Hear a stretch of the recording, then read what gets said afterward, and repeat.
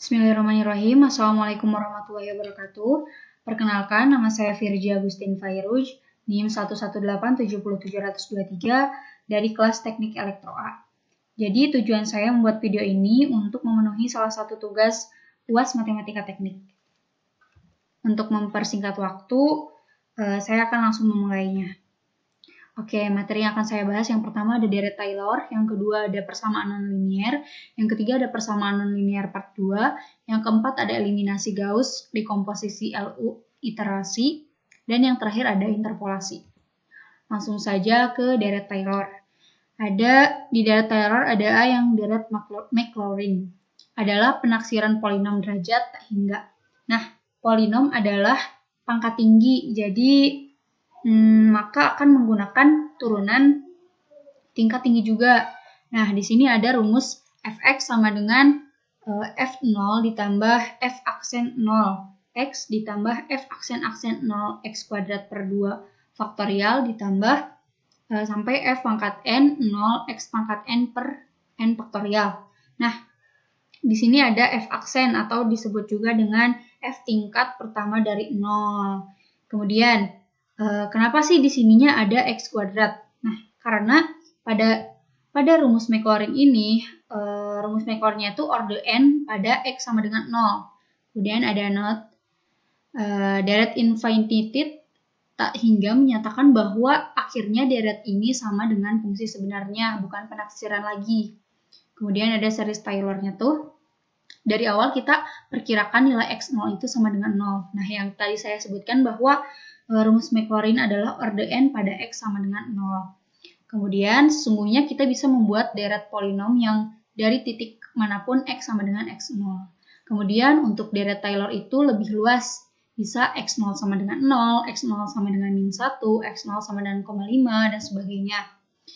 Nah, dapat disimpulkan bahwa deret Maclaurin merupakan deret Taylor yang berpusat di x0 sama dengan 0.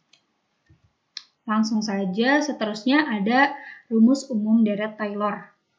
Nah, rumus umumnya tuh ada fx sama dengan fx0 ditambah f aksen x0, x min x0 ditambah f aksen x0, x min x0 kuadrat per 2 faktorial, sampai f pangkat n x0, x min x0 pangkat n per n faktorial. Nah, kenapa pada rumus deret Taylor ini bahwa ordenya tuh orde n pada x0. Jadi ada nilainya, kan kalau misalnya Maclaurin itu f-nya itu tetap sama dengan 0. Nah, kemudian di sini juga ada sigma 0 sampai tak hingga f pangkat n, kemudian x0, x min x0 pangkat n per n faktorial. Oke, langsung saja kepada contoh soal. Jadi, disebutkan bahwa cari fx di sekitar fx sama dengan 0,35. Nah, di sini ada grafik fx sama dengan sin 2vx. Nah, ini grafiknya. Kemudian, cari fx di sekitar fx sama dengan 0,35. Jadi, kita bisa pakai 0,34. Nah, ini adalah fx sama dengan 0,35 itu gambarnya seperti ini. Nah, jadi ketika orde 0, maka si garisnya itu garis lurus. Nah, bisa dilihat, jadi sehingga ada sedikit delta, jadi masih ada error gitu. Nah, masih kelihatan errornya. Kemudian, selanjutnya ada orde ke-1. Orde K1 itu masih garis lurus. Nah, yang merah ini masih garis lurus. Dan ini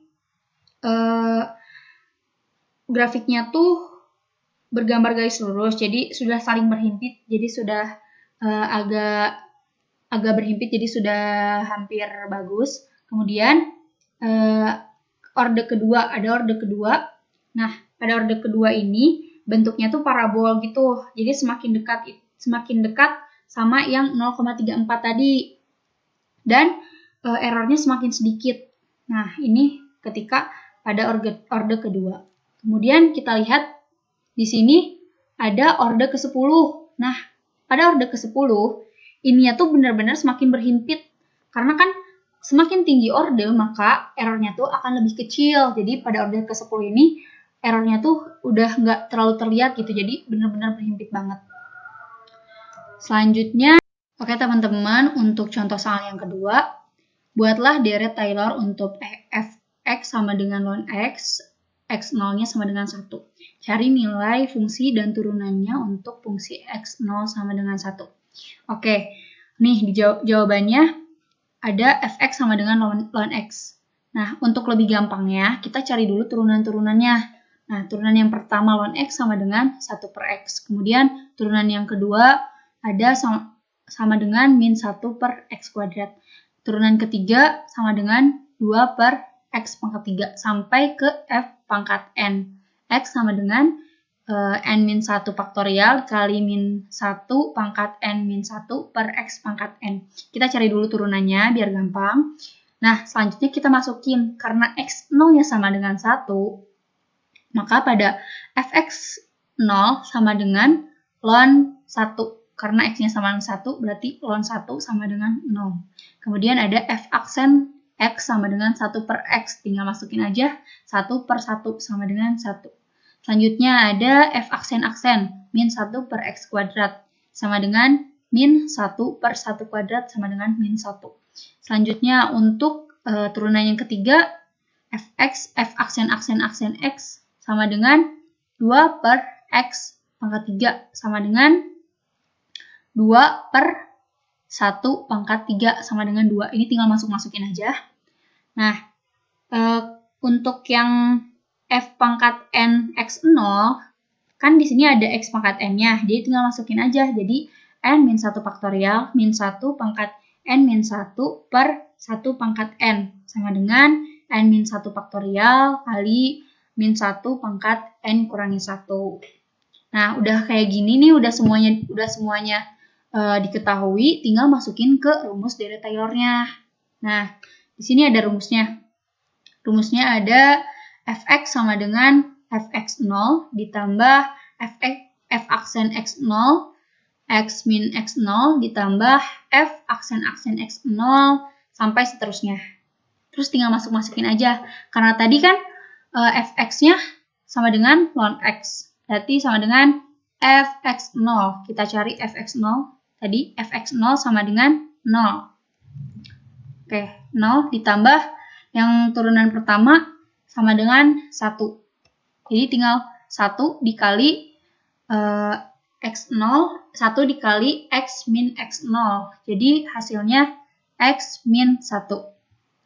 Sampai dikurangi yang ketiga tadi tuh f. Yang kedua tuh min 1.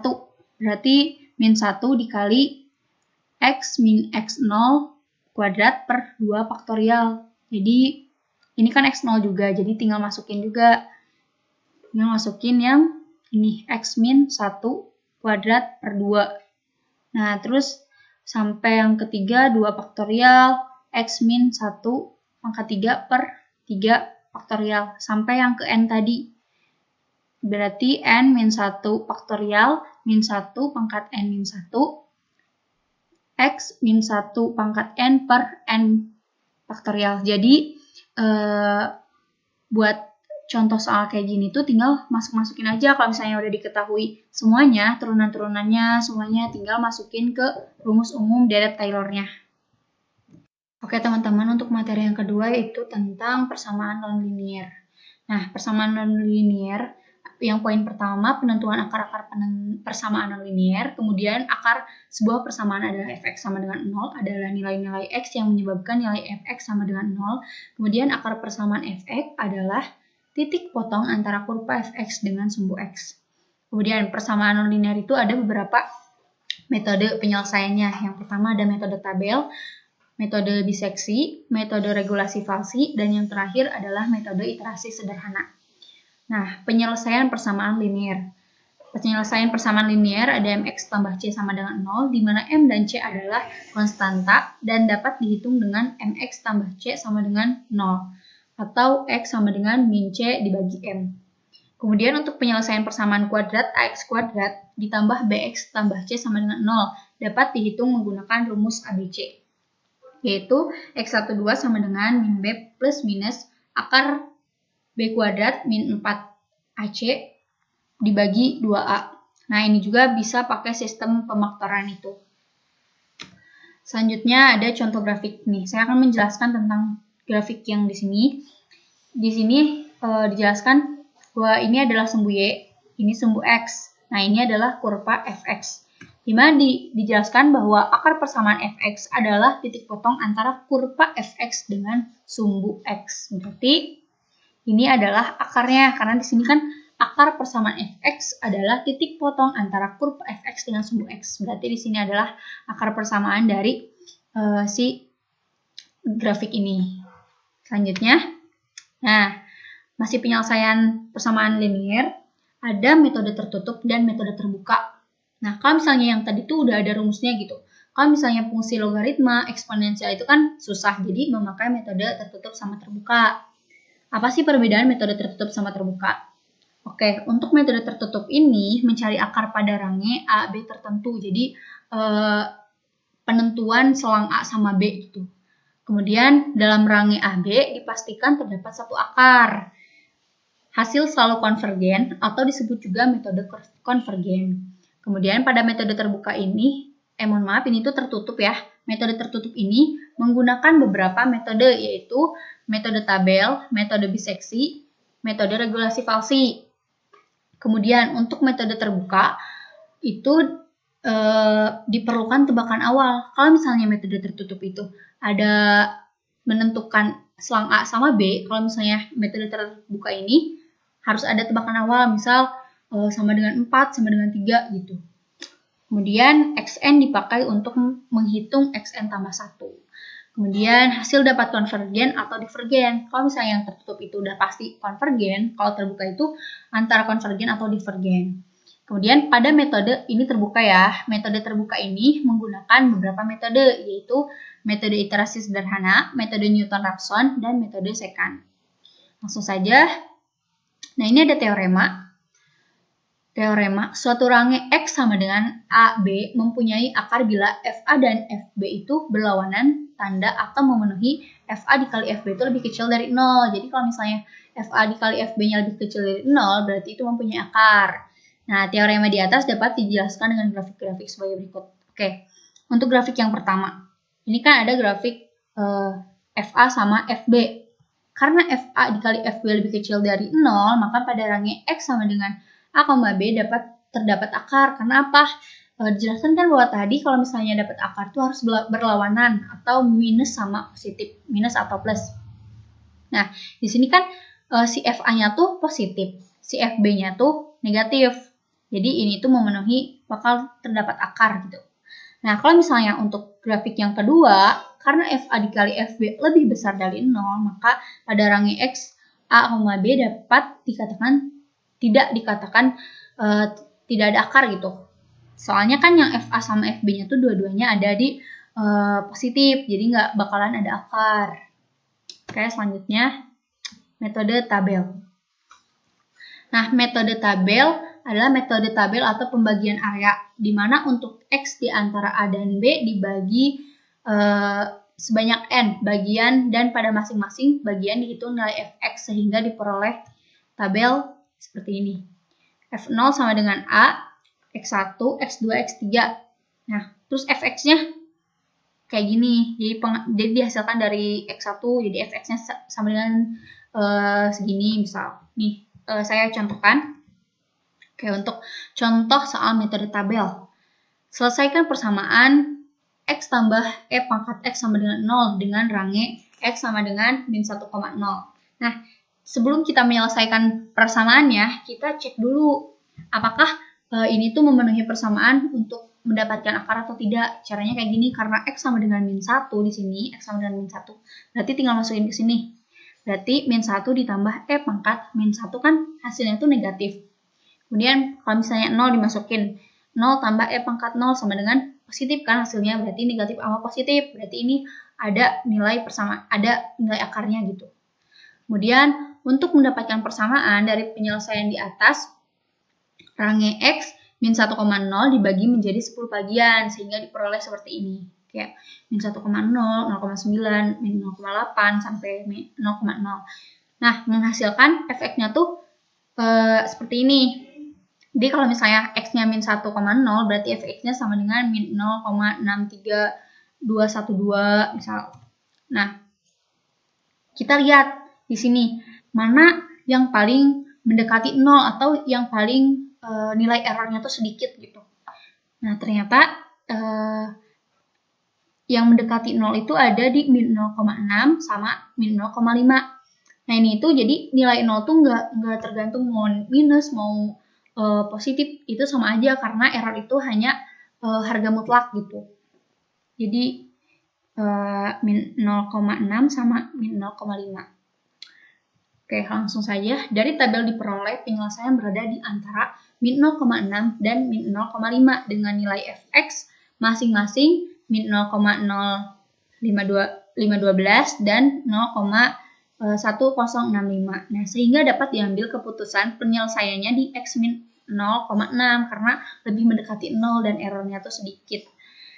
Nah, bila pada range x sama dengan min 0,6 dan min 0,5, terus kita tuh dibagi lagi gitu. Jadi bagi 10 lagi kalau misalnya pengen nilai errornya tuh lebih sedikit banget, bisa dibagi lagi 10. Jadi kayak kan di sini min 0,5, min 0,5, min 0,51 sampai min 0,6 dibagi 10. Nah, diperoleh fx terdekatnya tuh dengan 0 pada x sama dengan min 0,57 dengan fx sama dengan 0,00447. Jadi lebih mendekati banget ke 0 gitu. Kalau misalnya mau lebih mendekati lagi, bisa dibagi 10 lagi gitu.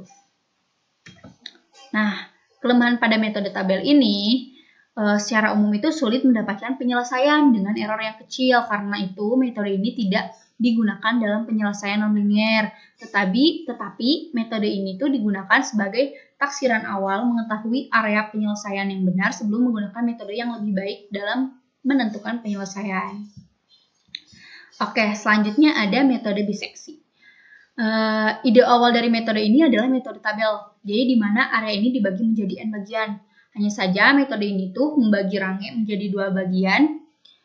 Ini tuh dipilih bagian mana yang mengandung dan bagian mana yang tidak mengandung akar. Hal ini dilakukan berulang-ulang hingga diperoleh akar persamaannya. Oke, langsung saja saya akan mencontohkan pada grafik ini.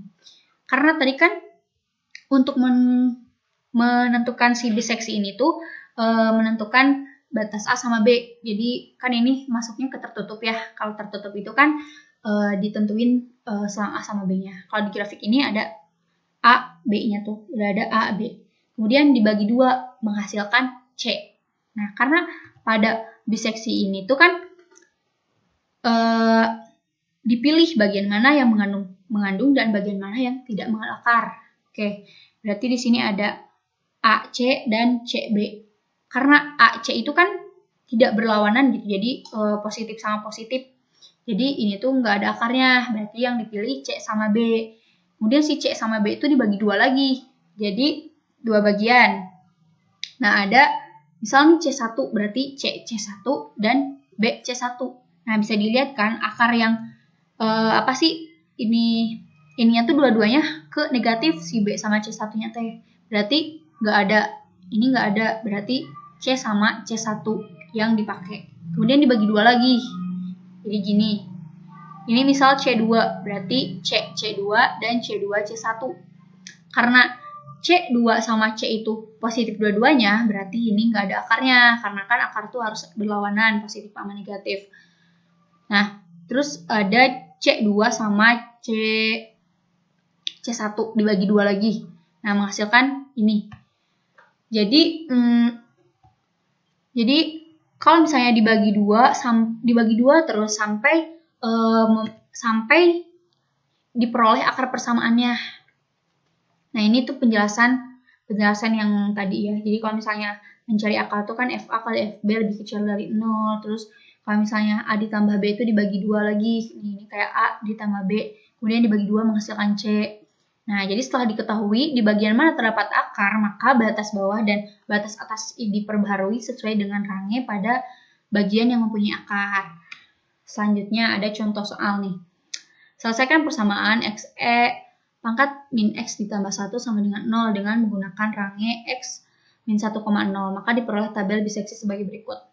Nah, jadi kayak yang metode tabel tadi. Jadi ini A, ini B-nya, ini C. Jadi selang A dan selang B, terus kita bagi 2 menghasilkan C min 0,5. Ini tengah-tengahnya. Terus si fx-nya tuh kan ada positif sama negatif berlawanan tanda. Berarti ini yang dipakainya. Nah, terus min 1 min 0,5 B-nya. Terus dibagi 2 lagi, jadi min 0,75. Nah, ini negatif sama negatif di berlawanan tanda. Jadi yang dipakainya yang X, enggak yang satu lagi. Karena kan enggak berlawanan tanda gitu. Nah, pokoknya sampai selesai, sampai terakhir yang ke-10. Nah, ini dijelaskan bahwa pada iterasi ke-10 diperoleh X sama dengan min 0,56738 dan Fx sama dengan min 0,000066. Nah, ini. Untuk menghentikan iterasi dapat dilakukan dengan menggunakan toleransi error atau iterasi maksimum. Nah, catatan dengan menggunakan metode biseksi dengan toleransi error 0,001 dibutuhkan 10 iterasi. Jadi semakin teliti gitu, bakal teliti banget errornya, maka semakin besar jumlah iterasi yang dibutuhkan. Oke, selanjutnya ada metode regulasi falsi. Ini tuh masih pada metode tertutup. Metode pencarian akar persamaan dengan memanfaatkan kemiringan dan selisih tinggi dari dua titik batas range. Kemudian poin 2, dua titik A dan B pada fungsi fx digunakan untuk mengestimasi posisi C dari akar interpolasi linear, dikenal dengan metode false position. Oke, nah ini ada contoh grafiknya. Jadi kalau misalnya pada biseksi itu dibagi 2 langsung ada C-nya gitu. Kalau misalnya di sini tuh kayak harus si C-nya tuh dimasukin dulu ke kemiringan gitu, ke rumus kemiringan. Nah, kayak kita menentukan selang A sama selang B. Terus ditarik nih yang hijau ini tuh itu tuh si fx-nya. si fx-nya kurva fx. Nah, terus kan yang A tuh, yang A ditarik nih ke si yang hijau ini, terus yang B ditarik juga. Nah, dengan si C itu memakai rumus kemiringan. Nah, tarik nih si C sama B, si C-nya tuh ke titik A sama titik B. Nah, kan didapetin si C ini ada di sini. Nah, baru deh kita menggunakan yang tadi metode yang bagi 2 itu. Ada AC sama CB. Nah, mana sih yang merupakan akar persamaan? Kan kalau misalnya AC itu kan negatif dua-duanya. Berarti itu bukan merupakan bentuk akarnya. Jadi, kita pakai yang C sama B. Karena C sama B kan C-nya negatif, B-nya positif. Jadi kayak gitu sampai dibagi 2 terus sampai ada mendekati akar persamaan. Oke, selanjutnya ada metode iterasi sederhana. Nah, metode iterasi sederhana ini termasuk pada metode terbuka. Nah, metode iterasi sederhana adalah metode yang memisahkan X dengan sebagian X yang lain sehingga diperoleh X sama dengan GX. Ini contohnya ada X min E pangkat X sama dengan 0. Nah, diubah jadi X sama dengan E pangkat X atau GX sama dengan E pangkat X. Di mana GX inilah yang menjadi dasar iterasi pada metode iterasi sederhana. Oke, ada contoh soal ya biar gampang masuk ke contoh soal. Carilah akar persamaan fx sama dengan x kuadrat min 2x min 3. Oke, x kuadrat dikurangi 2x dikurangi 3 sama dengan 0. X kuadrat sama dengan 2x tambah 3. Nah, x sama dengan akar 2x tambah 3. Nah, ini tuh kan karena ini tuh metode terbuka, otomatis ada tebakannya. Nah, tebakan awalnya tuh 4 dengan maksimum 0,00001. Nah, di sini nih kan tebakan awalnya 4. Ini X-nya 1. Nah, kemudian kenapa sih dapat 3,31662? Karena ini tuh dimasukin ke rumus ini, xn tambah 1.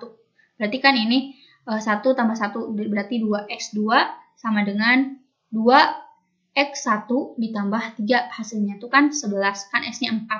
Berarti 11, akar 11 tuh 3,10,375. Kemudian, pokoknya sampai selesai itu. Kenapa sih dapat ini sih 0,683375? Nah, itu tuh dari 4 dikurangi 3,31662. Jadi menghasilkan si nilai errornya tuh segini. Pokoknya sampai terakhir nih, sampai yang ini, sampai 3,00042 dan menghasilkan nilai errornya tuh 0,00084. Nah, menghasilkan 3 kan di sini karena errornya tuh lebih mendekati ke 0 gitu. Jadi sedikit. Nah, di sini ada grafik. Nah, grafik ini tuh si yang garis biru ini adalah akar 2x tambah 3. Nah, di sini adalah akar persamaannya. Ini yang kita cari tadi tuh. Oke. Selanjutnya ada syarat konvergens. Jadi pada range 1,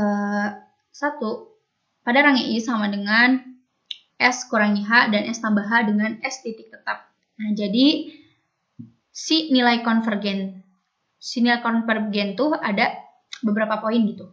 Ada konvergen monoton jika 0 lebih kecil dari G aksen X lebih kecil dari 1. Kemudian ada iterasi konvergen berosilasi jika min 1 lebih kecil dari G aksen X lebih kecil dari 0. Kemudian ada divergen monoton. Kalau misalnya iterasi divergen monoton itu jika G aksen X-nya lebih besar dari 1. Dan ada iterasi divergen berosilasi ketika G aksen X lebih kecil dari min 1. Oke, kita ke materi selanjutnya. Selanjutnya ada materi persamaan nonlinier part 2. Nah, ini metode Newton-Raphson. Nah, ini masuk ke si metode terbuka. Metode pendekatan yang menggunakan satu titik awal dan mendekatinya dengan memperhatikan slope atau gradien pada titik tersebut. Nah, titik pendekatan ke n plus 1 dituliskan dengan xn plus 1 sama dengan xn min fxn dibagi f aksen dalam kurung xn. Nah, langsung saja ke contoh soal. Selesaikan persamaan x min e pangkat min x sama dengan 0 dengan pendekatan awal x0 sama dengan 0. Nah, kita cari dulu. Jadi ini fx ya, fx sama dengan x min e pangkat min x. Nah, cari dulu turunan yang pertamanya. Ya, berarti kan turunan pertama dari x itu kan 1. 1 ditambah e min x. Kemudian kita masukin ke si fx0-nya. Karena si x0-nya sama dengan 0, maka masukin 0 si x ini. Masukin sama 0, jadi 0 dikurangi e pangkat min 0 sama dengan min 1. Kemudian untuk f aksen x0 sama dengan 1 ditambah e pangkat min 0 sama dengan 2. Masukin deh ke si rumus yang tadi, x1 sama dengan x0 min fx0 per f aksen x0 sama dengan si x0-nya 0 dikurangi min 1 per 2 sama dengan 0,5. Nah, si fx1 yang tadi yang 0,5 fx1 0,5 itu sama dengan min 0,1066631 dan untuk f aksen 0,5 sama dengan 1,60653 sehingga menghasilkan x2 karena tadi kan x1 yang dicari, sekarang x2-nya. X2 tinggal masukin x1 min fx1 per f aksen x1. Jadi sama dengan si x1-nya 0,5 dikurangi minus 0,1065531 per 1,60653 sehingga menghasilkan 0,56631. Nah, karena belum menemukan yang pas, kita masukin lagi ke si fx2. Si fx2 tuh berarti yang 0,566. Nah, jadi menghasilkan min 0,00130451 dan untuk f aksen dari x2 atau f aksen dari 0,566 itu menghasilkan 1,56762.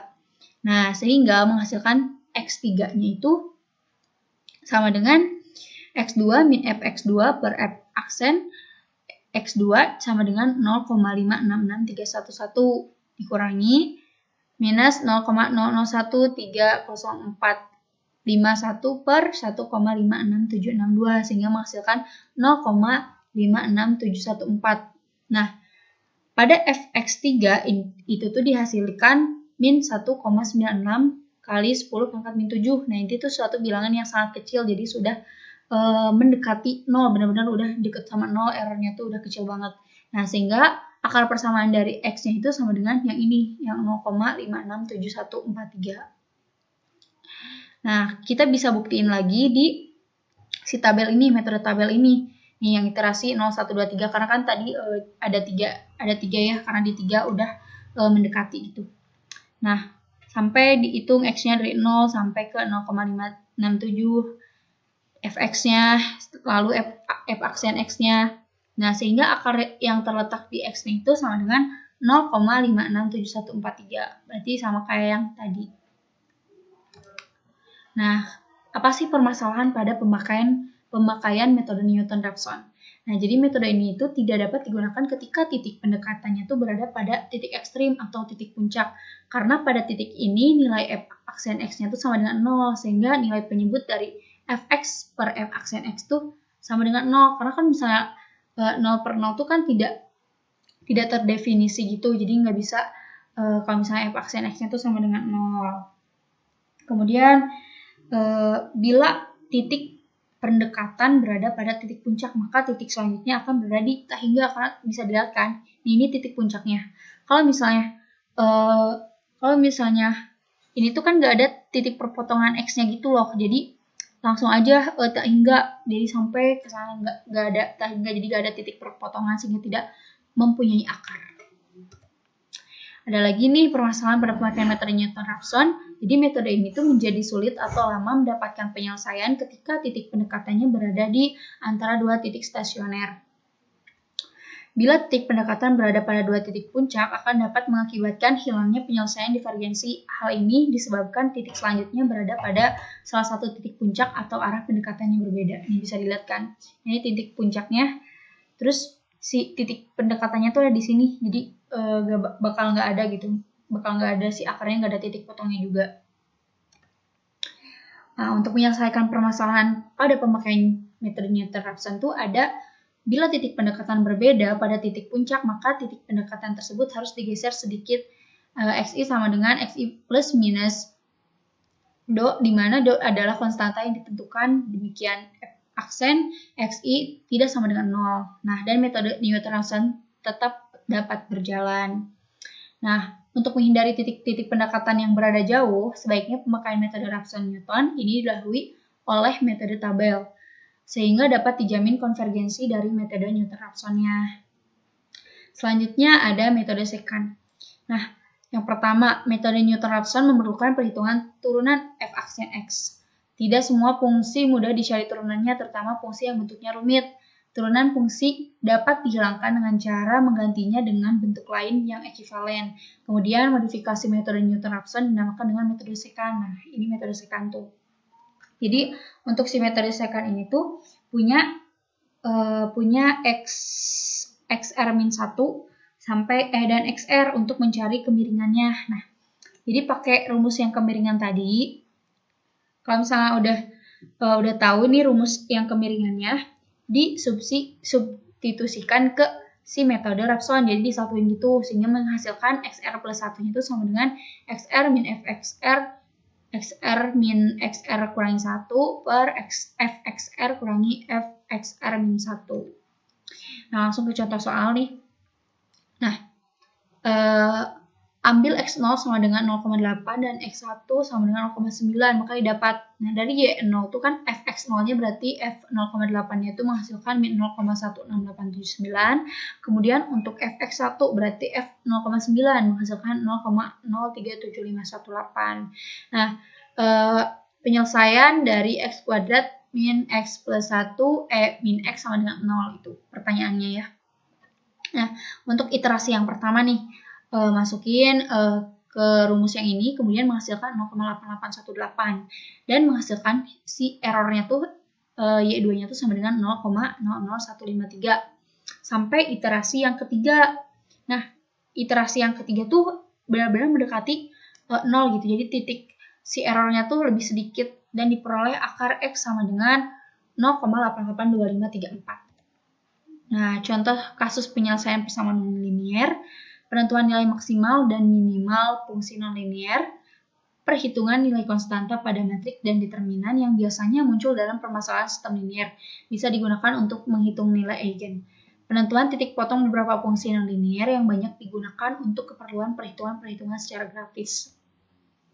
Kemudian untuk penentuan nilai maksimal dan minimal fungsi nonlinear itu yang paling pertama tuh ada nilai maksimal dan minimal fx itu harus memenuhi f aksen x sama dengan 0. Kemudian gx sama dengan f aksen dalam kurung x dan sama dengan g dalam kurung x sama dengan 0. Nah, poin ketiga, menentukan nilai maksimum atau minimalnya tuh sama dengan f aksen x atau tingkat kedua dari fx. Nah, ada contoh soal nih. Tentukan nilai minimal dari fx sama dengan x kuadrat min x plus 1 e pangkat min 2x plus 1. Nah, di sini kan ada nilai minimal terletak antara min 0,4 dan 0,2. Jadi ditentuin si akarnya itu ada di si antara min 0,4 dan si 0,2. Nah, berarti ada di antara di sini. Nah, terus kalau misalnya kita belum bisa nentuin nih, cuman bisa nentuin itu doang, langsung kita untuk menentukan nilai minimal terlebih dahulu itu dihitung gx sama dengan fx-nya. Kemudian turunannya bisa dilihat dari gx tuh menghasilkan 2x plus 2x plus 1 e min 2x. Jadi permasalahannya menjadi menyelesaikan persamaan 2x plus 1 kali e pangkat min 2x sama dengan 0. Nah, dengan menggunakan metode secant diperoleh, nah kan iterasinya tuh x. Nah, dihitung kayak tadi, terus menghasilkan akar persamaan di x-nya tuh min 0,329523. Jadi, nilai minimal fungsi fx-nya tuh terletak di x sama dengan min 0,329523. Berarti benar ya dari grafik ini tuh kan nilai minimalnya tuh terletak di antara min 0,4 dan min 0,2, berarti ada di sini. Berarti benar di min 0,329 hasilnya. Nah, ini di sini ya. Selanjutnya, untuk menghitung titik potong dua kurva, karena fx sama dengan gx atau fx min gx sama dengan 0, berarti ketika kurva y sama dengan fx tuh harus sama dengan y sama dengan gx, sehingga si akarnya tuh ada di tengah sini. Nah, oke, selanjutnya contoh soal berikutnya. Tentukan titik potong y sama dengan 2x pangkat 3 dikurangi x dan y sama dengan e pangkat min x. Nah, untuk kurva yang hijau ini tuh untuk e pangkat min x dan kurva yang biru tuh 2x pangkat 3 min x. Nah, ini tuh si titik potongnya tuh akan terletak di antara 0,8 dan 1, 0,8 dan 1. Nah, berarti di sini kan. Nah, di sini kan, ini. Oke. Karena belum tahu, kita langsung cari pakai ini. Jadi diperjelas gitu. Nah, ada di sini. Hasilnya ada di sini ya. Oke. Oke, teman-teman.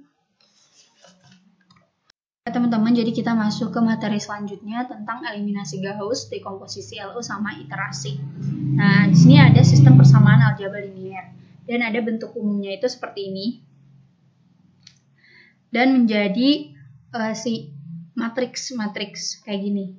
Ada koefisien konstantanya, variabel sama konstanta.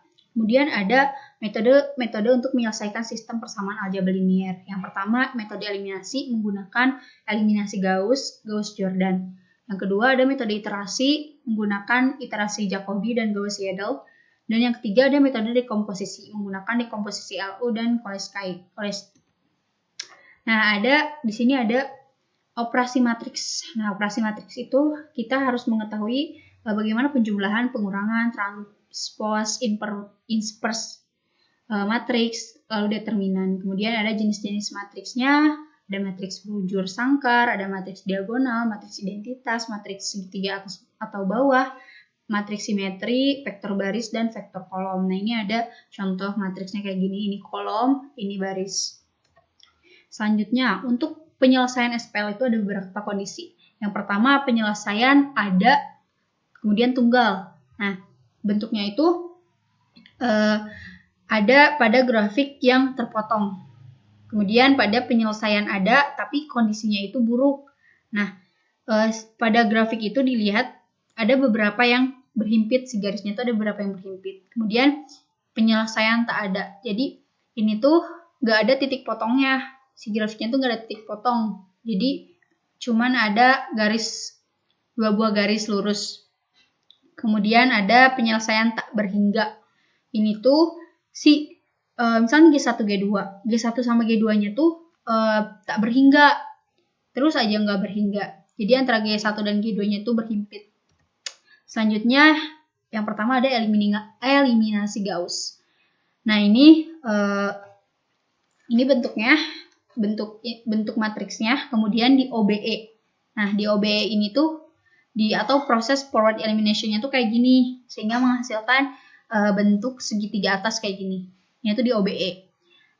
Dan di back substitution. Jadi maksudnya back substitution tuh karena mulainya dari si X3.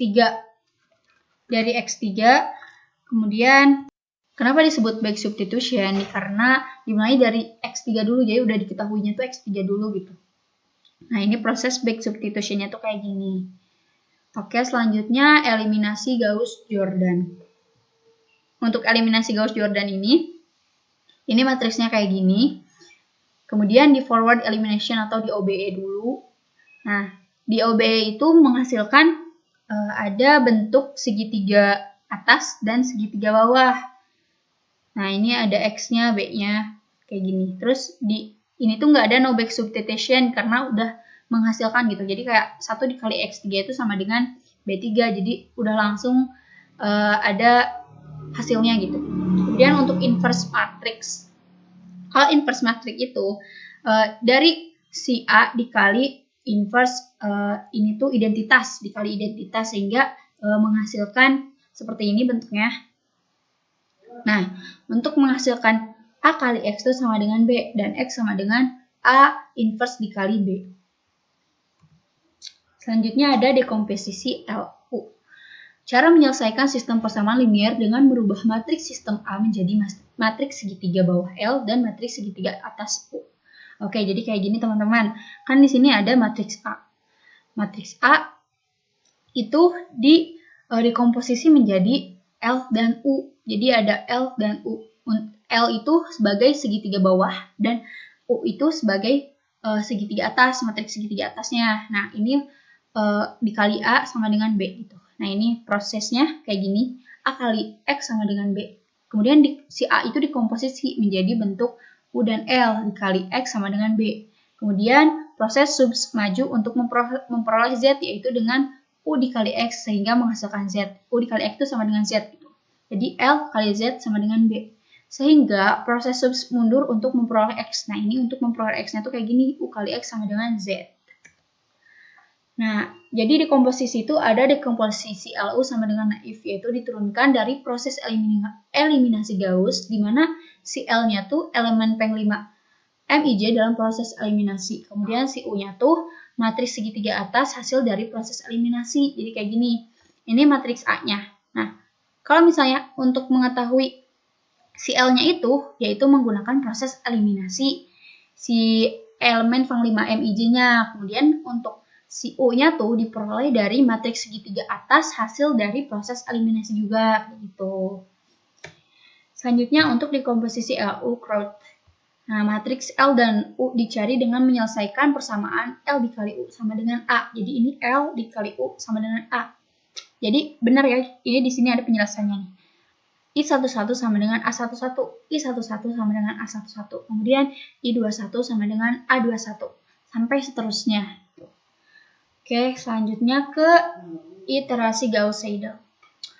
Nah, cara menyelesaikan sistem persamaan linear yang dilakukan secara iteratif biasanya digunakan untuk sistem yang besar, n ratusan, di mana metode eliminasi itu tak mampu lagi karena terlalu banyak pembulatan yang dilakukan. Nah, ini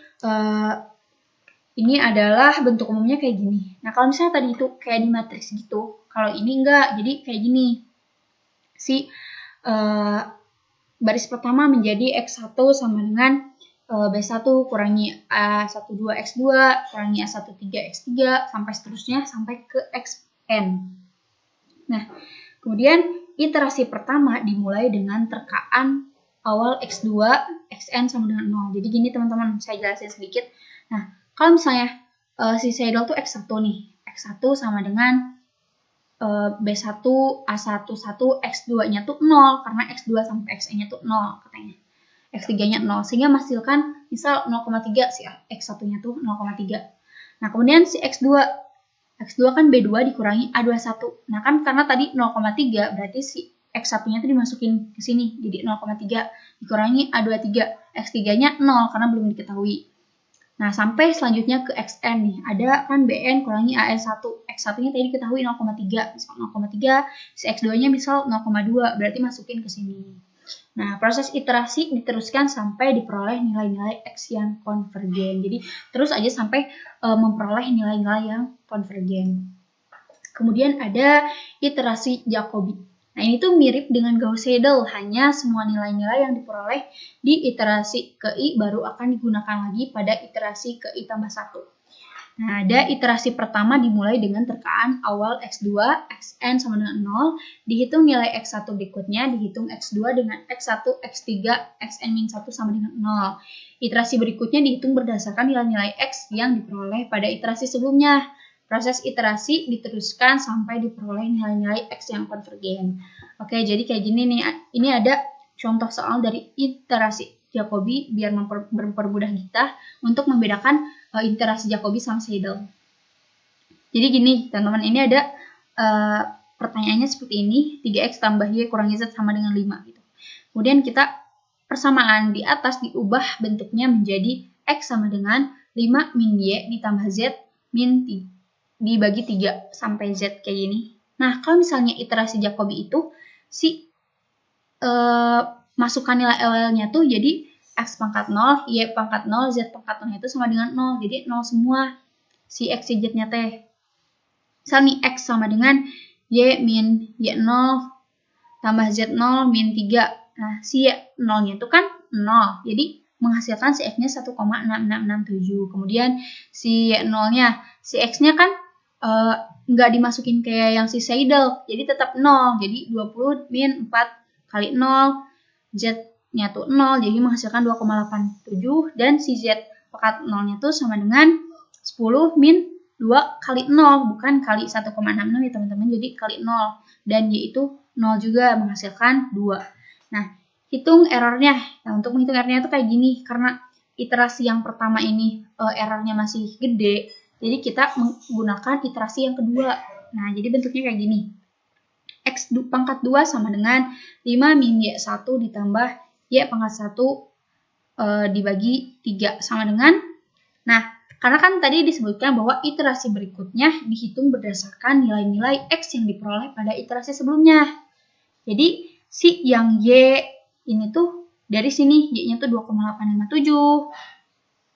Nah, kemudian untuk yang Y2-nya juga si X-nya tuh dari sini, bukan 0 lagi gitu. Karena kan disebutkan bahwa dihitung berdasarkan nilai-nilai X yang diperoleh pada iterasi sebelumnya. Jadi enggak 0 lagi gitu.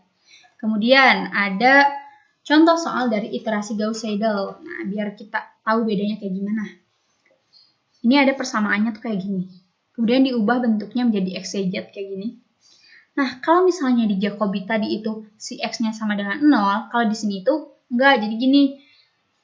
Jadi YZ-nya sama dengan 0. Nih, misal X sama dengan 5 kurangi Y0 tambah Z0 dibagi 3 menghasilkan 1,6667. Nah, kemudian yang di si Y1-nya kan ada X1. Nah, si X1-nya itu dimasukin dari hasil tadi X1. Kalau misalnya di si Jacobi itu tetap 0, kalau di sini tuh dari si 1,667-nya. Nah, menghasilkan 1,90476. Kemudian ada Z pangkat satunya. Nah, ada kan X1 sama Y pangkat 1. Nah, si X sama Y-nya itu dimasukin hasil yang tadi gitu. Kalau misalnya yang si Jacobi itu dimasukinnya kali 0 kali 0, kalau di sini dimasukinnya tuh dari yang sebelumnya, hasil sebelumnya. Kemudian dihitung errornya kayak gini. Oke, selanjutnya ada materi interpolasi. Apa sih tujuan dari interpolasi itu? Interpolasi itu berguna untuk menaksir harga-harga tengah antara titik data yang sudah tepat. Interpolasi mempunyai orde atau derajat. Kemudian ada macam interpolasi. Ada interpolasi beda terbagi Newton dan interpolasi Lagrange. Ini tuh Lagrange ya teman-teman. Kemudian ada macam interpolasi. Itu ada A, interpolasi beda terbagi Newton. Kemudian ada poin yang pertama itu ada interpolasi linear. Nah, interpolasi linear itu yaitu derajatnya atau ordenya itu orde 1. Jadi memerlukan 2 titik. Ini misal ada pertanyaan berapa f x sama dengan 1,325. Nah, karena memerlukan 2 titik awal, nah yaitu x sama dengan 1 dan x sama dengan 2. Karena si 1,325 itu di antara x1 dan x2. Jadi titiknya itu ada X sama dengan 2 dan X sama dengan 1. Kemudian ada interpolasi kuadratik. Nah, si interpolasi kuadratik itu derajat atau ordenya itu 2, jadi memerlukan 3 titik. Nah, jadi X1, X sama dengan 1, Fx sama dengan 1, kemudian X sama dengan 2, dan X sama dengan 3. Seperti itu. Kemudian ada interpolasi kubik. Nah, kalau interpolasi kubik itu derajatnya tuh atau ordenya itu ada orde 3, jadi memerlukan 4 titik. Kemudian ada interpolasi derajat atau orde ke n, memerlukan n plus 1 titik. Jadi semakin tinggi orde yang digunakan untuk interpolasi, hasilnya akan semakin baik dan teliti. Kemudian ini ada contoh grafik dari orde 1. Nah, ini tuh kayak masih garis lurus gitu kan. Kemudian ini ada orde yang ketiga dan ini orde yang ke-9. Karena semakin tinggi orde yang digunakan, interpolasi hasilnya akan semakin baik dan teliti. Ini juga kelihatan kan semakin halus, gitu. Jadi semakin teliti. Kemudian ada interpolasi linear, yaitu cara menghubungkan 2 titik dengan sebuah garis lurus. Kemudian ada pendekatan formulasi. Interpolasi linear sama dengan persamaan garis lurus. Ini rumusnya f1x sama dengan fx0 ditambah fx1 dikurangi fx0 dibagi x1 min x0 dikali x min x0. Nah, untuk presentase kesalahan pola interpolasi linearnya itu ada juga rumusnya, yaitu harga hasil perhitungan dikurangi harga sebenarnya dibagi harga sebenarnya. Nah, ini ada contoh soal. Yang pertama, diketahui suatu nilai tabel distribusi student T sebagai berikut. T5% itu sama dengan 2,015, kemudian T2,5% sama dengan 2,571. Berapa T4%-nya? Nah, jadi penyelesaiannya X0 sama dengan 5. Karena kan tadi ini T5%, berarti X0-nya sama dengan 5, dan Fx0-nya itu sama dengan 2,015 yang ini. X1 sama dengan 2,5 dan Fx1 sama dengan 2,571. Berapa sih X sama dengan 4 dan Fx-nya berapa? Nah, dilakukan pendekatan dengan orde 1 yang tadi. Ini untuk rumus yang tadi, tinggal masukin aja Fx0 2,015 ditambah F1-nya berapa? Fx1 2,571 dikurangi si Fx0 yang tadi 2,015 dibagi F1 kan 2,5. Jadi 2,5 min 5. Nah, si X-nya kan yang ditanyain 4. Berarti 4 dikurangi si X0. X0-nya 5. Jadi menghasilkan si F4X-nya itu sama dengan 2,2374. Kemudian ada contoh yang kedua itu, diketahui log 3 sama dengan 0,4 sekian dan log 5 0,6 sekian. Nah, harga yang ini tuh ditanyain berapa sih si log 4,5. Nah, harga sebenarnya itu si log 4,5 itu di kalkulator dihitung ternyata hasilnya 0,653225. Kemudian dihitung dengan rumus interpolasi menghasilkan 0,643508. Nah, dihitung deh yang kesalahannya. 0,6435 hasil dikurangi nilai sebenarnya dibagi nilai sebenarnya dikali 100% sama dengan 1,49%. Kemudian ada interpolasi linier, yaitu pendekatan interpolasi dengan derajat 1. Pada kenyataannya sama dengan mendekati suatu harga tertentu melalui garis lurus. Kemudian untuk memperbaiki kondisi tersebut dilakukan sebuah interpolasi dengan membuat garis yang menghubungkan titik, yaitu orde 2, orde 3, orde 4, dan sebagainya, yang sering juga disebut dengan kuadratik, kubik, dan sebagainya. Nah, ada interpolasi kuadratik. Interpolasi kuadratik itu interpolasi orde 2 yang sering disebut sebagai interpolasi kuadratik. Jadi memerlukan 3 titik data yang tadi sudah dijelaskan yang awal. Kemudian untuk bentuk polinomial dari orde ini tuh ada f2x tambah a0 ditambah a1x ditambah a2x kuadrat. Nah, dengan mengambil si a0-nya tuh b0 dikurangi b1x0 ditambah b2x0 x1. Kemudian a1-nya seperti ini dan a2-nya itu sama dengan si b2. Sehingga pada f2x itu sama dengan b0 tambah b1x kurang x0 itu pendekatan dengan garis linier. Kemudian ditambah b2x min x0 x min x1 itu pendekatan dengan kelengkungan. Nah, dengan b0 sama dengan fx0, kemudian b1-nya itu seperti ini, fx1 x0 dan b2-nya seperti ini. Kenapa sih harus ada b1, b2? Karena ini untuk memenuhi nilai atau untuk menghasilkan nilai dari si rumus ini B1. B2-nya itu diketahuinya kayak gini. Kemudian ada interpolasi kubik. Nah, interpolasi kubik itu F3X sama dengan B0 ditambah B1X kurangi X0, B2X kurangi X0, X kurangi X1 ditambah B3X kurangi X0, X kurangi X1, dan X kurangi X2. Nah, ini itu kayak tadi ya, kayak di sini kan ini si B1-nya X1, X0, kemudian yang kedua X2, X1, X0. Nah, kayak gitu. Jadi ini tuh ada 3 gitu.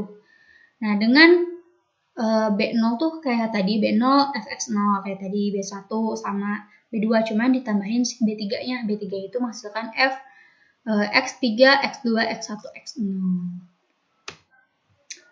Interpolasi terbagi Newton. Nah, secara umum si F1X-nya sama dengan B0 tambah B1 X min X0. Kemudian untuk F2, B0 tambah B1X kurangi X0 ditambah B2 X kurangi X0, X kurangi X1.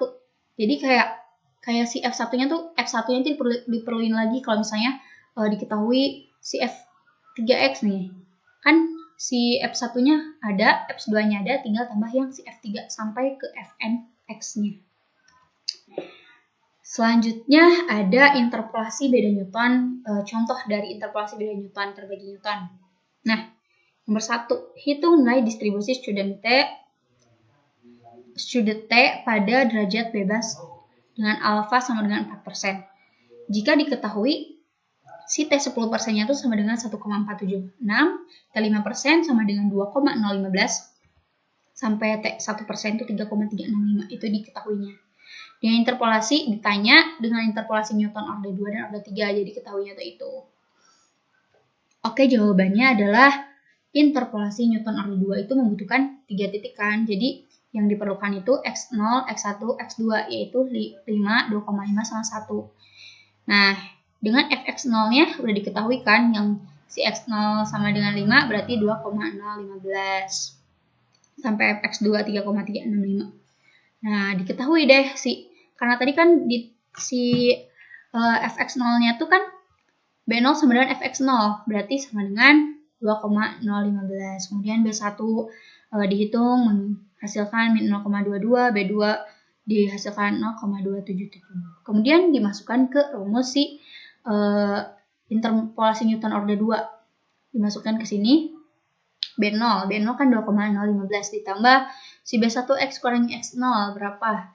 Yaitu min 0,222 dikali 4 dikurangi 5 ditambah 0,77, 4 kurangi 5 dikali 4 kurangi 2,5 menghasilkan 2,121. Ini untuk interpolasi Newton orde 2. Kemudian ada interpolasi Newton orde 3 itu membutuhkan 4 titik. Kalau tadi misalnya membutuhkan 3 titik, sekarang 4 titik. Yang diketahui titik yang keempatnya itu ada X3 sama dengan 10 dengan Fx3 sama dengan 1,476.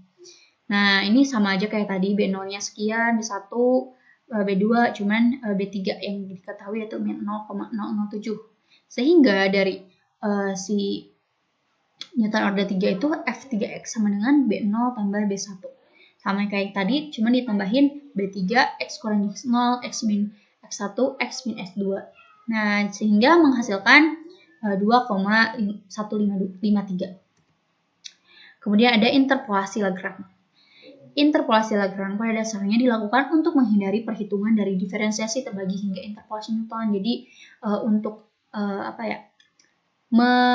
membaguskan lagi gitu, atau membaguskan lagi dari interpolasi yang sebelumnya. Kan pasti setiap yang tadi tuh interpolasi itu pasti ada permasalahannya. Nah, ini dengan interpolasi Lagrange ini solusinya gitu. Dengan rumus Fn X sama dengan sigma dari I sama dengan 0 sampai N LIX kali FXI. Dengan si LI-nya itu ada rumus lagi. Kalau misalnya sigma itu untuk penjumlahan, kalau misalnya untuk simbol ini tuh perkalian gitu. Kemudian ada pendekatan orde ke-1. Nah, pendekatan orde ke-1 itu F1X sama dengan L0X Fx0 ditambah L1X Fx1. Dengan si L0-nya tuh sama dengan X min X1 dibagi X0 min X1. Dan L1-nya juga ada X min X0 dibagi X1 min X0. Nah, jadi seperti ini. Kemudian untuk pendekatan orde kedua. Kalau orde kedua tuh berarti cuma ditambah dengan L2. Kalau misalnya tadi cuma L0 sama L1, sekarang L2 ditambah L2. Jadi L2X Fx2 dengan sama ya L0-nya kayak gini, L1X-nya rumusnya kayak gini, dan si L2-nya kayak gini rumusnya. Terus ntar dimasukin ke si rumus yang selanjutnya. Nah, ini contohnya. Berapa nilai distribusi pada alpha sama dengan 4%? Jika diketahui alpha 2,5% sama dengan X0-nya 2,5 dan Fx0-nya itu 2,571 sampai sigma alpha, maksudnya alpha sama dengan 10%, X2 sama dengan 10, Fx2 sama dengan 1,476. Kemudian pendekatan orde ke-1-nya tadi, yang pakai rumus yang tadi, sehingga menghasilkan 2,237. Kemudian pendekatan orde kedua tinggal ditambah L2X Fx2 sehingga menghasilkan 2,214 dan sudah. Terima kasih. Mungkin cukup sekian materi yang saya sampaikan. Mohon maaf bila ada kesalahan. Wassalamualaikum warahmatullahi wabarakatuh.